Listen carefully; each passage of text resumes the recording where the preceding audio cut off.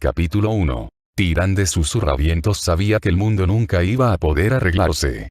A la muerte, el gran dragón negro había cambiado para siempre la faz de Azeroth de un modo aún más aterrador, en muchos sentidos, de lo que lo había hecho el cataclismo cuando el único continente del mundo había sido brutalmente dividido. La suma sacerdotisa, que había sobrevivido a aquel épico suceso hacía unos 10.000 años, nunca se hubiera imaginado que tendría que ver otro suceso tan brutal. Aquellos pocos que no estuviesen familiarizados con su raza, la elfa de la noche, con su pelo azul medianoche cayendo más allá de sus hombros, les parecía que no tenía más de 2 décadas, no 10.000 años. Sin embargo, sus brillantes ojos plateados estaban repletos de la experiencia de todos esos años. Cerca de esos elegantes ojos había unas líneas muy finas, pero más que de la edad eran resultado de los momentos difíciles vividos en esos 10.000 años. Tirande caminó a través de los frondosos jardines del templo, pieza central, aunque geográficamente situada más bien al oeste del centro, de Darnassus, que estaban compuestos de varias isletas de distintos tamaños rebosantes de la flora más exquisita. La luz de la luna llena brillaba sobre los jardines y, según parecía, principalmente sobre ella.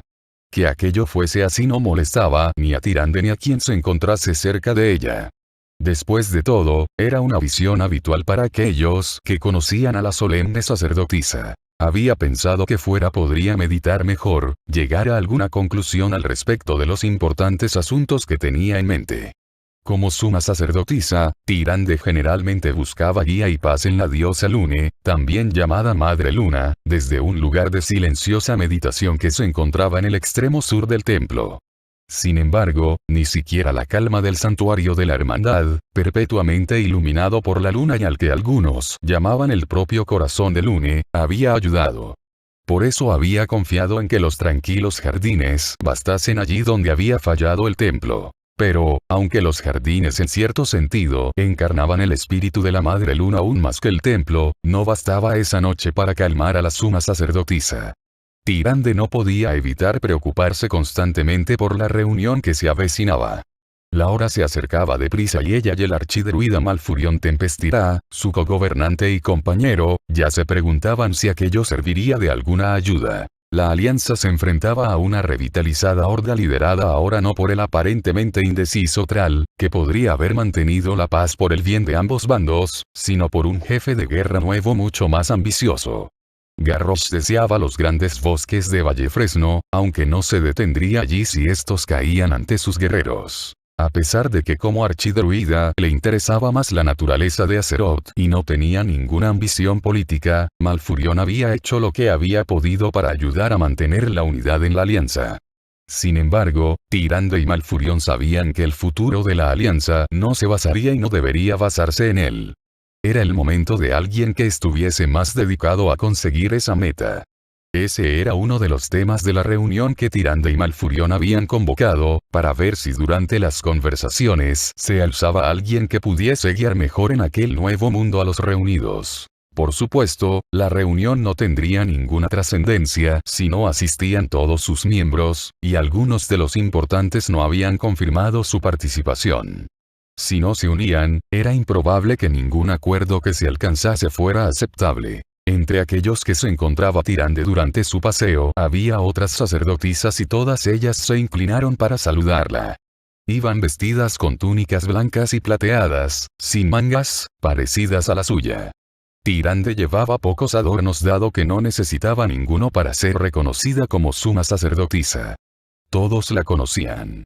Devolvía los saludos con una sonrisa y una inclinación de cabeza, pero estaba tan concentrada en sus sombríos pensamientos que en realidad olvidaba aquellos encuentros inmediatamente después de que hubieran tenido lugar. La espantosa visión de a la muerte el destructor y lo que había provocado llenaba su mente prácticamente abrumándola. El corazón le latía con fuerza y se le aceleraba el pulso al imaginarse las continuas repercusiones de aquel acto aterrador. La reunión debe ser positiva, pensaba nerviosamente Tirande. Esta es la única oportunidad que tendremos de evitar la caída de nuestro mundo. Si no sale nada de ahí, no habrá esperanzas de intentar convocar otra. Para entonces será demasiado tarde para todos nosotros, pero no habían recibido confirmación de 3 de los miembros más importantes de la alianza, incluyendo a Ventormenta y, si Ventormenta no participaba, entonces a su alrededor, la luz del lunes se volvió cegadora. Los jardines del templo desaparecieron. Tyrande Susurravientos tropezó y recuperó el equilibrio.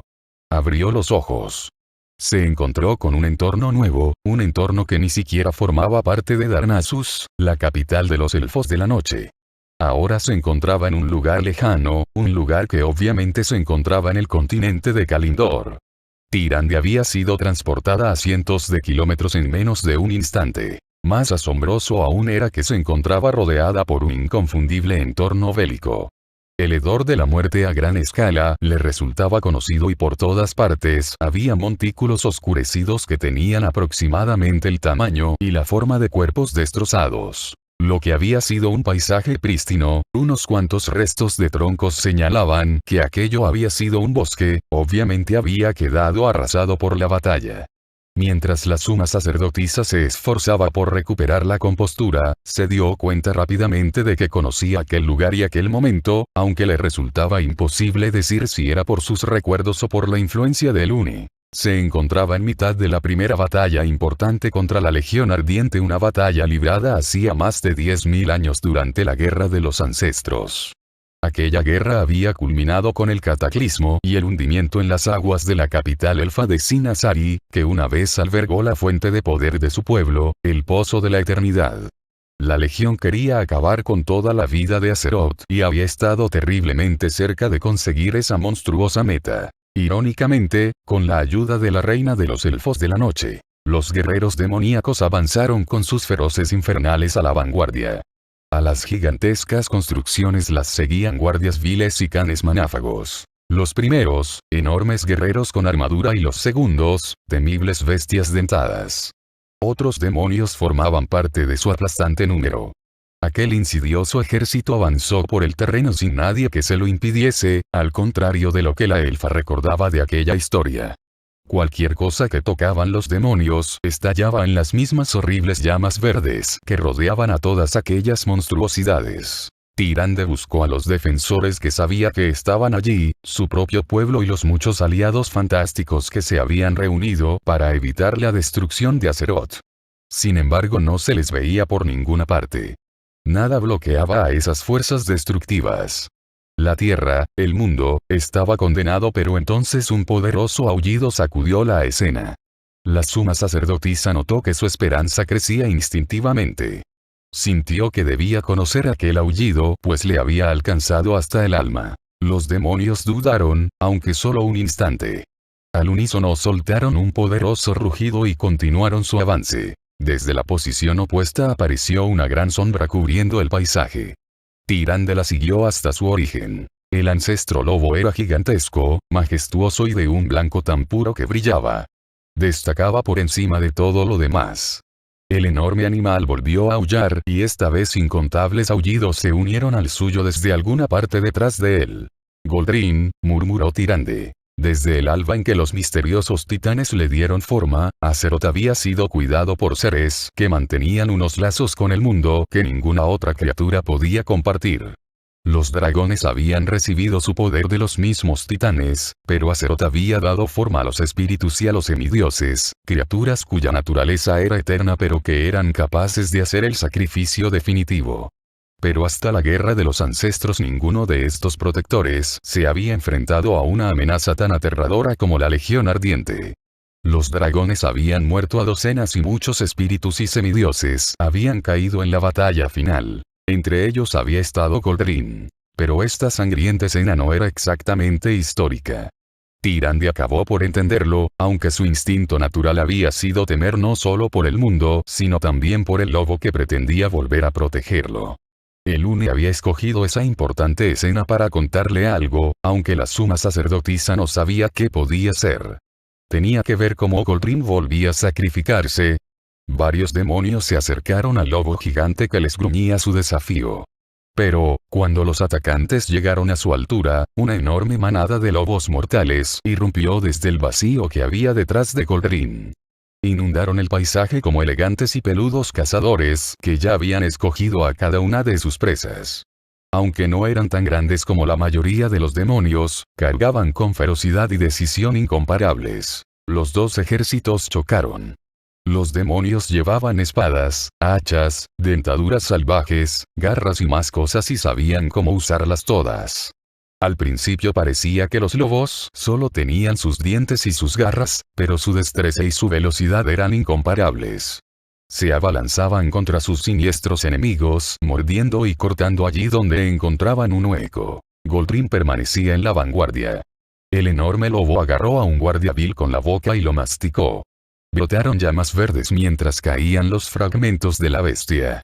Al mismo tiempo Goldrin aplastaba con sus garras a otro enemigo. Dos lobos derribaron a un enemigo armado con un hacha que acababa de partir en dos a uno de sus hermanos. Los lobos le arrancaron los brazos al demonio y luego uno de ellos se aferró a su cuello. Sin embargo, otros demonios cayeron sobre ellos derribándolos a ambos. Tyrande deseaba unirse a la batalla, pero no podía moverse. Solo podía observar sin poder hacer nada mientras cada vez morían más lobos, y el hecho de que parecían morir un número de adversarios mayor que el suyo propio no calmaba el miedo y la preocupación que sentía por ellos. Cada vez más demonios se concentraban contra Goldrin, obviamente conscientes de que él era quien guiaba a los lobos. Los demonios intentaron cortarle los miembros o derribarlo para poder cortarle el cuello, pero Goldrin se sacudió a aquellos que tenía cerca de las patas, golpeando a algunos con tanta fuerza que se estrellaban contra sus propios camaradas. En sus salvajes mandíbulas el gigantesco lobo mordía a un demonio tras otro. A algunos los hacía pedazos como al primero. A otros los sacudía hasta que la misma fuerza del movimiento los despedazaba. Goldrin diezmaba las filas de la Legión Ardiente con su entusiasta manada siempre a su lado. Ensangrentados restos de lobos y desmembrados cadáveres de demonios sembraban el campo de batalla, pero los números de ambos bandos parecían no haber disminuido. Otro lobo fue hecho pedazos y todavía más demonios atacaban a Goldrin. Pero el enorme lobo no se frenaba y continuaba aplastando y mordiendo a un enemigo tras otro, dejando montones de 3 y 4 cadáveres por muchas partes del campo. Madre Luna, ¿por qué me enseñas esto? La suma sacerdotisa deseaba ayudar a Goldrin, pero seguía sin poder hacer más que observar. Por favor, déjame unirme a la batalla o dime el propósito de esta carnicería sin fin. Pero la lucha continuó sin que recibiese revelación alguna y, lo que era más, de repente aquello empezó a empeorar para Goldrin. Acosado por todos lados, el lobo no podía quitarse de encima a todos sus oponentes. Los demonios golpeaban una y otra vez y el creciente número de heridas comenzó al fin a cobrarse su precio con el gran ancestro. Uno de los guardias viles se las arregló para subirse al lomo del lobo blanco. El diabólico guerrero, con los ojos despidiendo expectantes llamas verdes, alzó su arma y golpeó con fuerza el centro de la columna vertebral del lobo. ¡No!, gritó Tyrande, perfectamente consciente de lo que estaba ocurriendo. Conocía bien el temible suceso, aunque nunca había sabido los detalles. Goldrin dejó escapar un angustiado aullido. Las piernas le flojearon.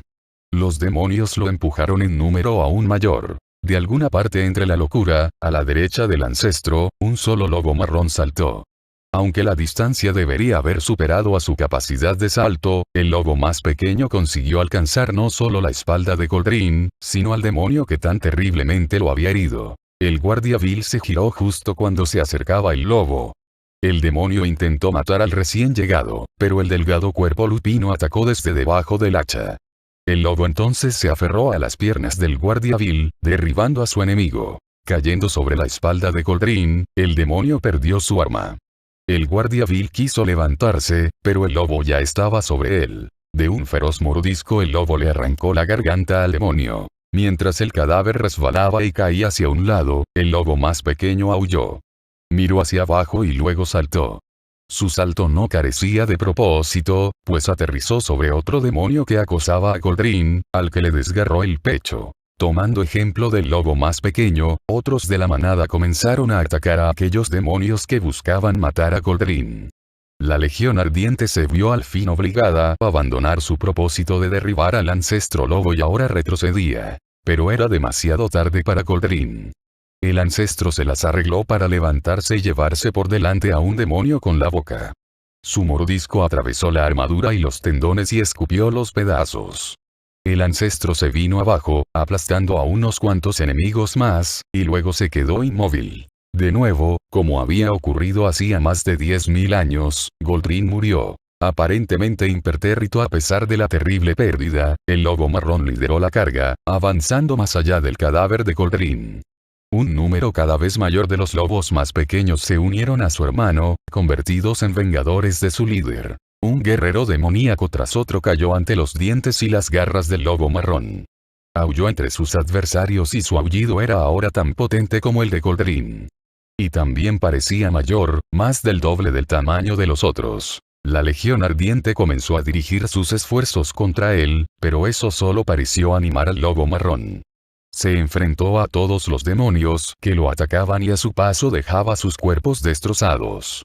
Con tantos demonios más grandes que él, el lobo incluso empezó a saltar sobre sus cuartos traseros para poder morder mejor un brazo o incluso una cabeza gacha.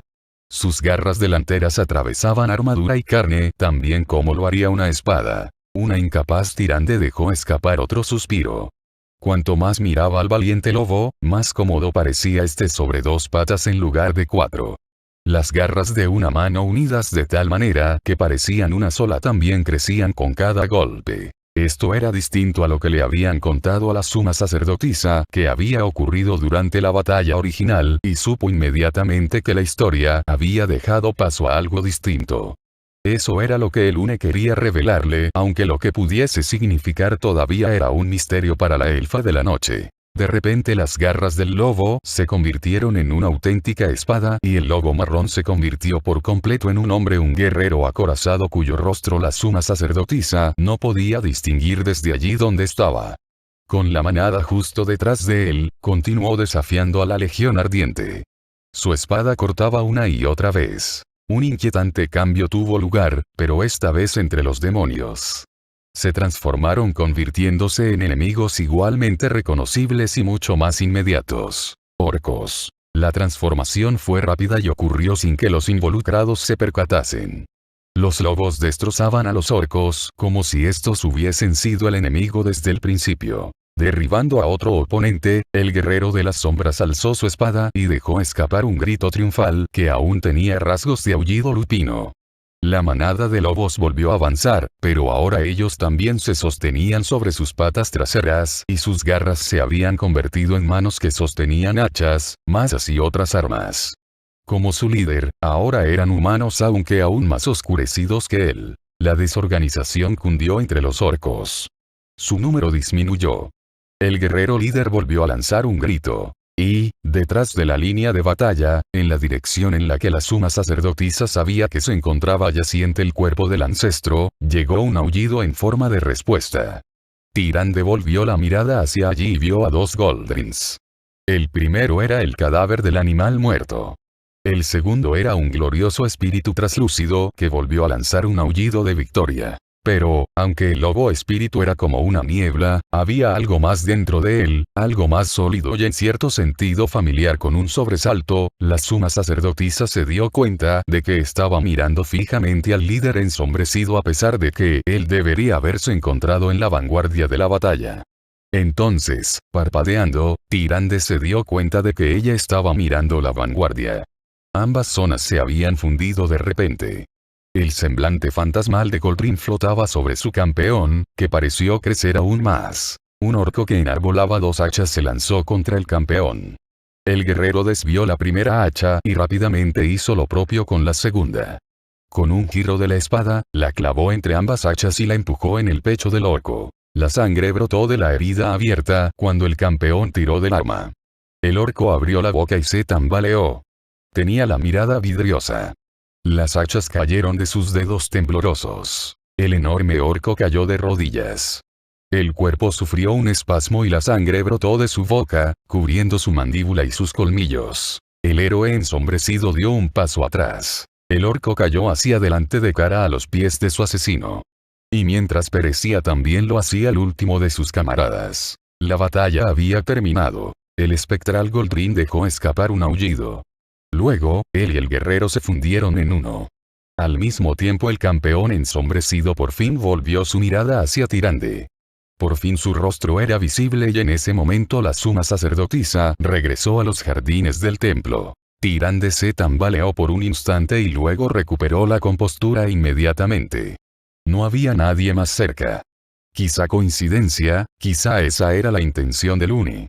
Tyrande también sospechó que en el mundo mortal no había transcurrido ni un segundo. La suma sacerdotisa no cuestionaba el haber recibido repentinamente la visión.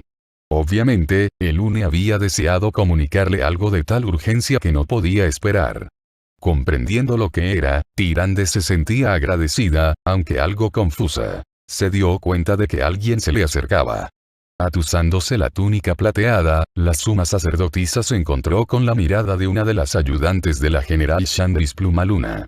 La centinela parecía un poco alterada, como si hubiese estado corriendo. La centinela, que llevaba el torso, los antebrazos y las piernas protegidos por una armadura ligera, se arrodilló con el mayor de los respetos ante Tyrande, no solo porque la suma sacerdotisa fuese su líder, sino también porque la general era la hija adoptiva de Tyrande. La guerrera llevaba una de las armas favoritas de los elfos de la noche, una aguja lunar de 3 filos. Con la cabeza agachada, la elfa de la noche dijo: «La general sabía que querrías ver esto inmediatamente, suma sacerdotisa». La centinela sostenía un pequeño pergamino que llevaba el sello personal de Shandris. Tomando la misiva y tras haber despedido a la ayudante, Tyrande rompió el sello y leyó su contenido. El mensaje era breve y concreto, tal como era el estilo de la general. Se anuncia que el rey de Ventormenta se presentará a la reunión. No había nada más que la marca de Shandris al final. La noticia era significativa. Si Ventormenta formaba parte de la reunión, el resto de los indecisos rápidamente enviarían también sus mensajes de participación. La suma sacerdotisa y Malfurion habían estado esperando que Ventormenta accediese a acudir, aunque últimamente les había preocupado que su gobernante decidiese que al reino le iría mejor sin sus turbulentos vecinos. Pero aún más significativo para la suma sacerdotisa era el momento en que llegaba la noticia. Sabía que Shandris acababa de recibirla hacía solo unos minutos y que, como siempre hacía la general, Shandris se había asegurado de que su amada gobernante y madre lo supiera lo antes posible. La intención de Lune era que la visión coincidiese con la llegada de la misiva. «Así que Varian va a venir», murmuró Tyrande. «Ahora todo tiene sentido. Debería haberlo visto». Y la visión ahora quedó clara. La elfa de la noche solo había visto el rostro de Refilón, pero incluso entonces estaba segura de que el campeón ensombrecido solo se parecía al rey Varian Urim de Ventormenta. Naturalmente, la Madre Luna lo sabía, pero solo podía darle una señal a la suma sacerdotisa cuando ese conocimiento fuese aplicable. Varian Urim, repitió, recordando muchas cosas sobre el turbulento pasado del rey. Había sido esclavo, gladiador, un hombre que no recordaba quién era.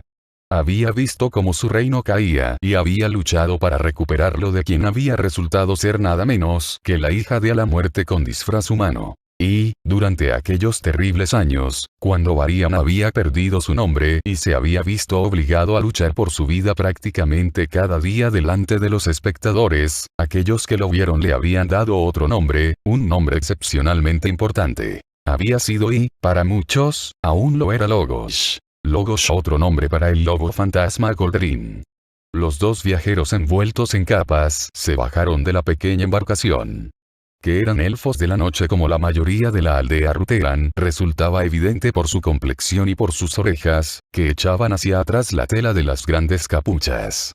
Sus rostros permanecían en la penumbra. El puerto de la aldea era humilde para los estándares de los elfos, pero de aspecto excepcionalmente limpio, porque todos los edificios eran nuevos. En realidad se trataba del segundo asentamiento de aquel nombre. El primero había sido destruido por el mar durante el cataclismo.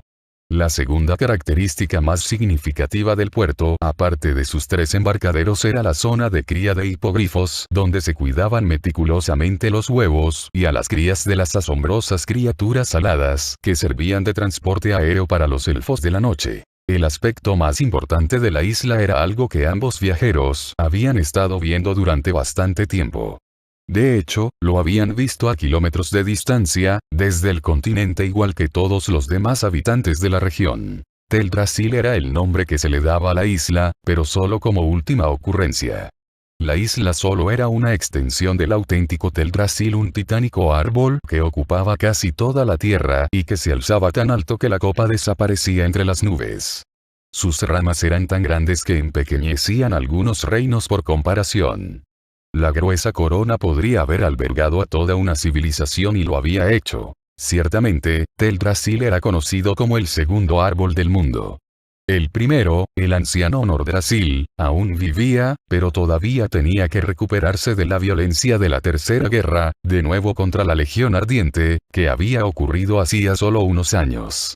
Mientras que Nordrassil había proporcionado inmortalidad, buena salud, protección ante los abusos de la magia del Pozo de la Eternidad y un camino abierto hacia el sueño Esmeralda, el segundo árbol del mundo había servido principalmente de nuevo hogar para los elfos de la noche. Incluso entonces Teldrassil había sufrido varios problemas. El árbol había sido mancillado por el mal del Señor de la Pesadilla a través de su títere, el archidruida Fandral Corsocelada. La mancha se había extendido a la flora y a la fauna de Teldrassil y solo recientemente el árbol había sido purificado. Pero, por impresionante que fuese el vasto árbol para todos los que lo veían, los recién llegados casi parecían ignorar su presencia. El más alto de los dos, un macho de larga melena plateada que asomaba por su capucha, se detuvo para mirar con mucho interés a los hipogrifos adultos. La más menuda y obviamente hembra que iba a su lado tosió con fuerza y se inclinó hacia su compañero. El elfo rápidamente apartó su atención de las criaturas y la sujetó con más fuerza. El portal, murmuró. Está cerca y será más rápido. Tú aguanta, ya casi hemos llegado. Aguanta por favor. La capucha de la hembra se movió arriba y abajo durante un instante. Haré cuanto pueda, esposo mío. Su respuesta había sido muy débil y, por el embaramiento de su cuerpo, era patente la preocupación del otro elfo por su compañera. Guiándola hacia adelante, buscó lo que no había visto nunca, pero que debería ser perfectamente identificable. Una centinela vio a la pareja. Pasó la mirada por las capas que ocultaban sus rostros. Frunciendo el ceño y aferrando la aguja, se dirigió a ellos. Bienvenidos, visitantes, dijo. ¿Puedo preguntaros de dónde venís? El macho la miró y su rostro se hizo visible un instante. A la centinela le faltaron las palabras y se ruborizó por la sorpresa. Tú. Sin mediar palabra, el macho guió a su compañera dejando atrás a la sombreada centinela. Y lo que había buscado se volvió visible entre los edificios y la gente. El portal, murmuró. Un sendero de piedra tomaba una suave cuesta hacia Teldrassil. En la base del árbol se encontraba el portal y una enorme marca brillante endarnasiano emanaba de un lado. A pesar de lo alta que era, la entrada mágica quedaba empequeñecida por algunas de las grandes raíces del árbol. El portal era un nexo mágico y directo con la ciudad que se encontraba mucho más arriba. Un par de centinelas eran las únicas vigilantes que se veían, pero el elfo viajero sabía que había otras cerca y que además se habían tomado medidas de seguridad alrededor de la estructura. Impertérrito, guió a su compañera hacia el portal. Las centinelas lo miraron recelosas. Desde detrás de los viajeros se oyó la voz de la oficial. Dejadlos pasar. Las guardias no cuestionaron la orden. El elfo viajero no perdió el tiempo en girarse para darle las gracias a la oficial. Lo único que importaba era llevar a su compañera a Darnassus que la socorriesen. Cuidado por donde pisas, le susurró. Ella se las arregló para sentir. Habían conseguido llegar al portal. Se animó. Casi habían llegado. A ella le dio un ataque de tos. Era tan violento que él tuvo que soltarla. Cayó de rodillas con la cara casi sobre la piedra. Él la agarró rápidamente, pero mientras la ayudaba a levantarse el débil chapoteo de un líquido llegó a sus oídos. Un pequeño charco de sangre decoraba la zona sobre la que había estado su cara. Otra vez no. La mano de ella, que sostenía la de él, de repente apretó con la increíble fuerza de aquellos que sienten auténtico miedo. Esposo. Se desmayó en sus brazos. Las guardias se movieron para ayudarla, pero él no tenía tiempo que dedicarles. Podrían incluso sugerirle que esperase mientras comprobaban su estado. Pero en su agobiadamente un segundo perdido podría provocar un desastre pérdida su única esperanza era llegar hasta la suma sacerdotisa. Aferrando a su desmayada compañera, el macho se lanzó hacia el portal.